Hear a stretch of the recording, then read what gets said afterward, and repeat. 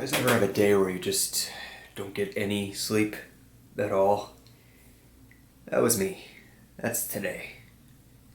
And my schedule says record on it, so record we shall. I'll just be doing it with a coffee cup in my hand.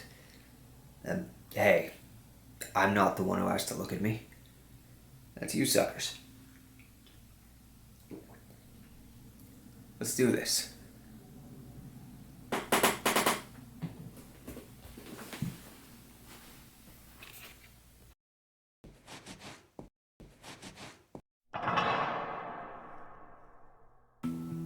As some of you may know if you've watched the previous videos, I backed the Reaper V Kickstarter.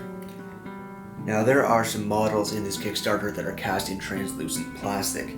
Some of these models are pretty cool. The Crystal Dragon, the Loot Golem, the Stained Glass Golem, those are all great. But I've never painted translucent plastic before, so I'm going to go ahead and practice on some models that are lesser.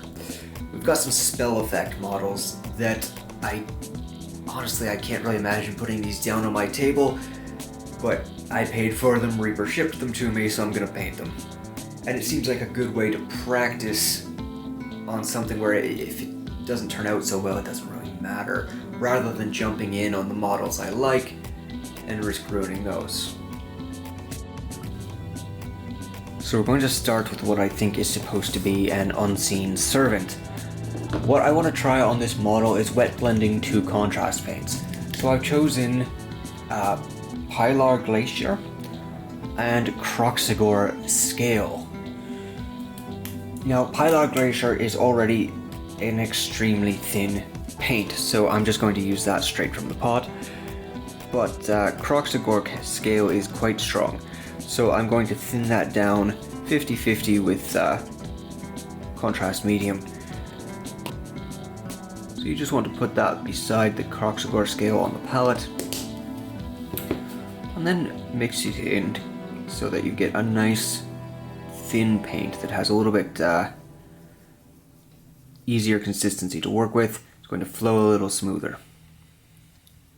For wet blending, of course, you really want to have both paints out and kind of ready to go, as well as some sort of plan for what you'd like to do with them. In my case, I'm going to be starting with the darker color, the Croxagore Scale, at the bottom of the miniature, blending it up to about the waist, and then we'll blend it with the Pilar Glacier. When you do that, you just want to sort of feather the brush over the spot where you want to blend the two colors together, and you can add more of one tone or another, however you like. But you do want to work, of course, while the paint is still wet.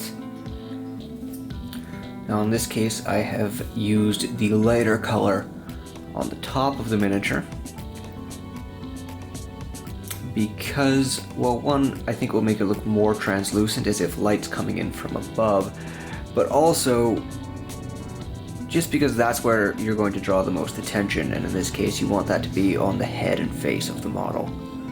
Okay, so we're going to leave our unseen servant to dry. While he does that, we're gonna have some more coffee and move on to the next model. So our next model is Tensor's Floating Disc. There's no mention of colors in the official description, so I'm going to go with something a bit more fun here. I'm going to wet blend Sigvald Burgundy Contrast and Absolution Green Speed Paint. Now I have never blended speed paint with contrast paint before using the two different brands and the two different mediums. In order to help that along, I'm actually going to thin the contrast paint, or rather the speed paint, with the contrast medium. This is hopefully going to help the blend, but it's also just because Absolution Green is a very strong color. What I'm doing here is I'm going to take the two different colors and radiate them outwards from the center of the circle, just kind of roughly blending them together where they meet.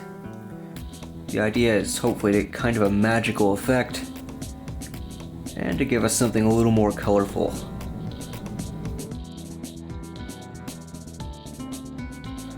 So here we are with the sort of finished product. It's not dry yet.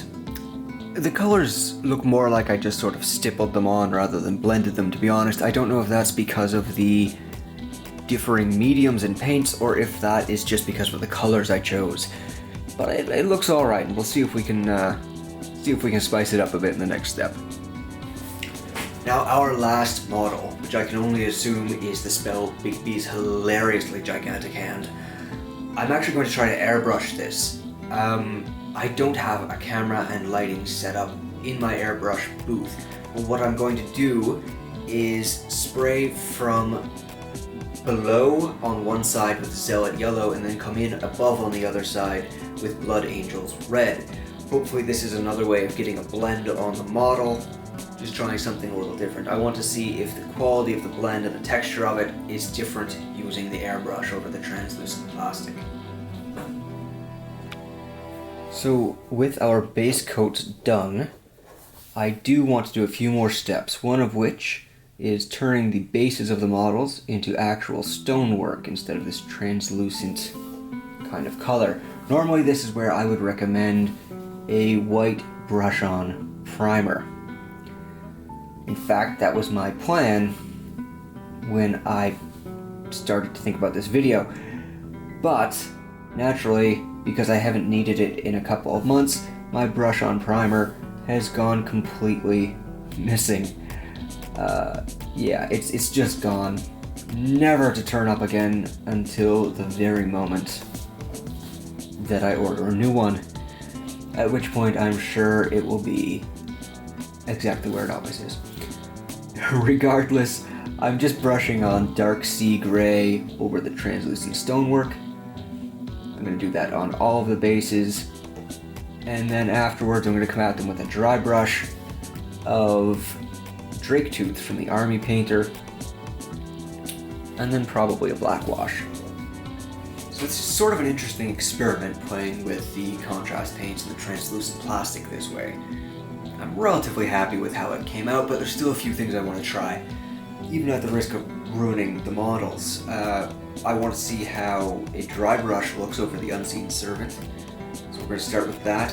And I'm going to try something I've never tried before, which is a white oil wash over Tensor's floating disc. I want to help capture the details that are carved into the model without making them look dark and recessed. I'd rather make them look glowing and mystic if I can. No idea if it's going to work, but we'll just give it a shot. Now, while I wait for the base to dry, I'm actually going to try dry brushing a bit onto the top of the Unseen Servant model, just to see if we can pick out some of the details.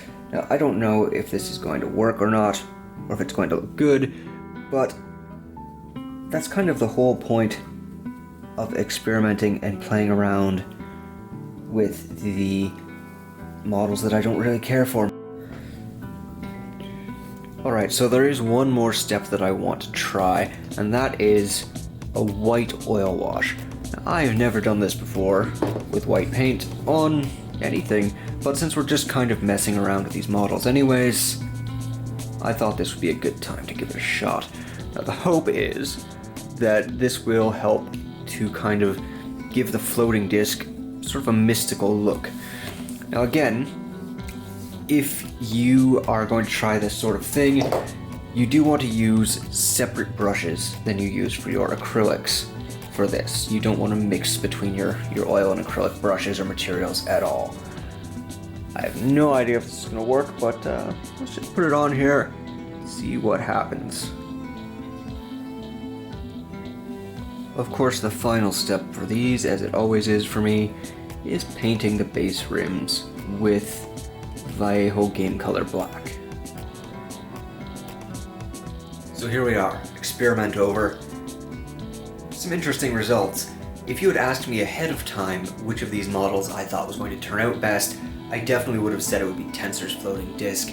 I thought the colors were more interesting, I thought the blend was cooler, but it didn't really turn out. I also would have said that the Unseen Servant was the most likely to be boring, and it actually turned out to be the best one in my opinion. So it's interesting, I have taken a couple lessons away from it, which was the whole point of the experiment. The first is that the key to making the contrast and speed paints work over the translucent plastics seems to be thinning them down. The entire point of the translucent plastic in the first place is that you get to choose whether or not you use it and how your models look as a result. Thinning your paints, controlling the level of opacity that they have, is just one more way of doing that. On top of that, I'd say that the airbrush worked pretty well for this, but there's no noticeable difference, no notable difference rather, between how the traditional brush painting worked on the Unseen Servant and how the airbrush painting turned out on Digby's hilariously large hand. They look pretty similar in the end, and in this particular case where you're only applying one coat of thin paint, I would even say that it wasn't notably faster to use the airbrush by the time you account for drying time. So I'll probably skip that in the future. I'd also say that the dry brushing over the Unseen Servant worked pretty well. I'm happy with that. And unfortunately, I think that the contrast and speed paints may just be something that you have to experiment with on a color by color basis, because while the 4 that I used on the Unseen Servant and Bigby's huge hand did work well, I didn't really care for the effect of either of the 2 that I used on the floating disc, which makes me think that it's going to be trial and error, which sucks because I don't have a ton of translucent models sitting around, and I don't really want to experiment on any of the models that I need to actually turn out well. But this is a start. I always know a few colors now that will work in the future for these projects. If you have a different opinion about how they turned out, or if you know a better method for painting the translucent plastics, let me know in the comments. If you'd like to see more experiments with them, maybe try inks, things like that, let me know that too. Thanks for watching, and I'll see you on the next one.